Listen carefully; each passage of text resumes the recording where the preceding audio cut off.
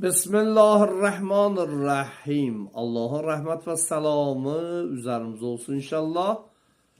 Allah bizlere bağışlasın. Ramazan ayının 13-cü günü ve güzel, mübarek Cümə günü hamımız üçün təravətli və gözəl olsun inşallah. Allah Teala bizləri həm Ramazan ayının hörmətinə, həm də Cümə gününün hörmətinə bizləri bağışlasın. Allahümme accilli velikel faraz ve salli ala Muhammed ve ali Muhammed. En güzel dua, ibadet İmam Zaman Aleyhisselam'ın zuhurunun tezliği için olan duadır. Allahümme salli ala Muhammedin ve ali Muhammed ve cümle günde en güzel dua, salavatı çok çevirməklikdir. Allahın Peyğəmbəri buyurur ki, mən mata yevməl cumu'ə əv leylətul cumu'ə rəfəəllah ya dəfəəllah ənhu əzabəl qəbr. Çox gözəl bir hədisdir ki, Peyğəmbər Aleyhisselam nəql edir ki, hər kəs əgər cümə günündə ya cümə axşamında dünyasını dəyişsə, ölsə, Allah Teala ondan qəbir əzabını götürər. Bundan gözəl nə ola bilər ki, insan, ona görə buyururlar ki, insan ölüm də istəyəndə Allahdan gözəl günün ölümünü, gözəl zamanın ölümünü istəsin. Bəs Hazreti Peyğəmbər belə bir gözəl hədis nəql elədi.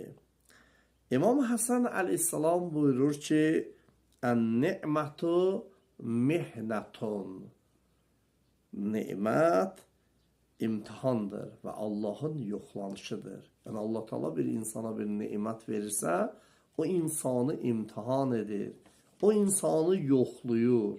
Görür aya bu insana verdiyim nimətə nə cür dəyər verir? Bu nimətdən necə istifadə edir? Allahın qarşısında bu nimətin müqabilində Allaha necə təşəkkür edir? Bəs Allahdan istəyək ki, Allah Teala bizlərə hər şeyin gözəlini nəsib eləsin inşallah. Ramazan ayı Allahın adlarındandır. Hədislər buyururlar ki, Ramazan kəlməsi Allahın müqəddəs gözəl adlarındandır. Ramazan ayında cənnətin bütün qapıları açılar. Behiştin qapıları o insanların üzünə açılar. Və cəhənnəmin qapıları da bağlanar.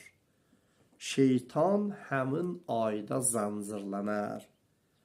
Ramazanın mənası budur ki, insan günahlardan kənar olar. Bütün günahları özündən qavalaya. Bütün günahları insan özündən rədd eləyər. Və Peyğəmbər Aleyhisselam kənardan şeytana işarə edər. Yəni bu ay elə bir aydır ki, şeytan insana yaxın gələr, amma insana o qədər zərər verə bilməz. Bəs Allaha təvəssül eləyək ki, Allah Teala bu ayda bizlərə daha çox izzət versin.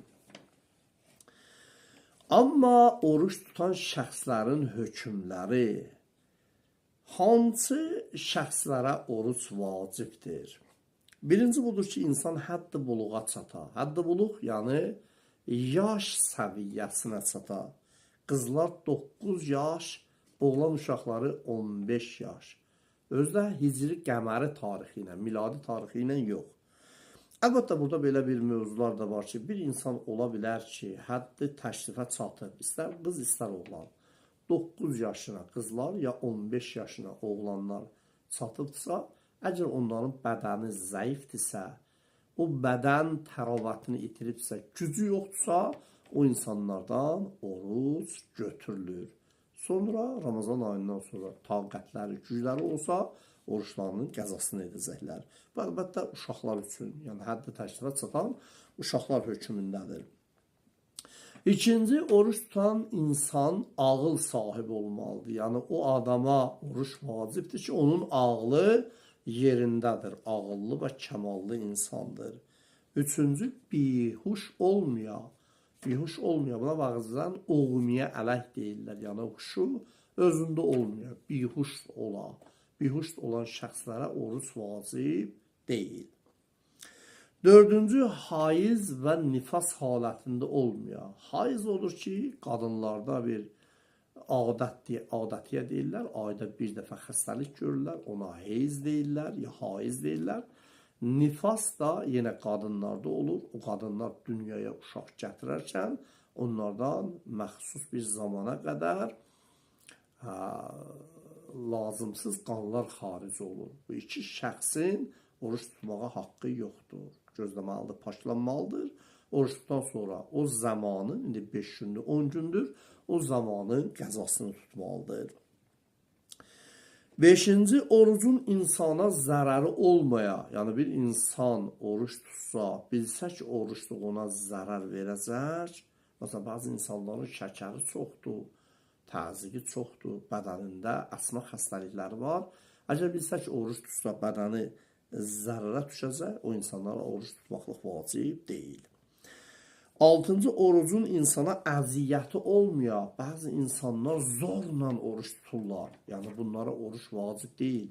Ya xəstədir, ya narahatdır, ya məsələn, bəzi gərginlikləri var.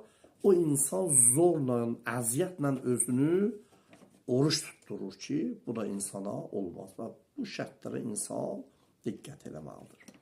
Biz neçə günlərdə həddə tərəxxüs haqqında da danışırıq. Həddə tərəxxüs, qardaş bazılar diqqət eləsin ki, 22 kilometr yarım getmək və 22 kilometr yarım, ya 21 kilometr yarım getmək, ya 21 kilometr qayıtmaq. Yəni, ikisi birlikdə həddə tərəxxüsün səddidir.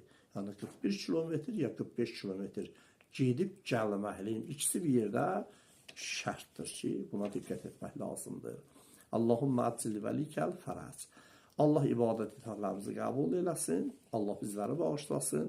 Allah şəhid ballarımızın ruhunu şad eyləsin, əsgərlərimizi qorusun və Allah təala ölkəmizdə həmişə əmin-amanlıq, sabitlik bərqərar eləsin inşallah. Vəssalamu aleykum və rəhmətullahi və bərəkətuh.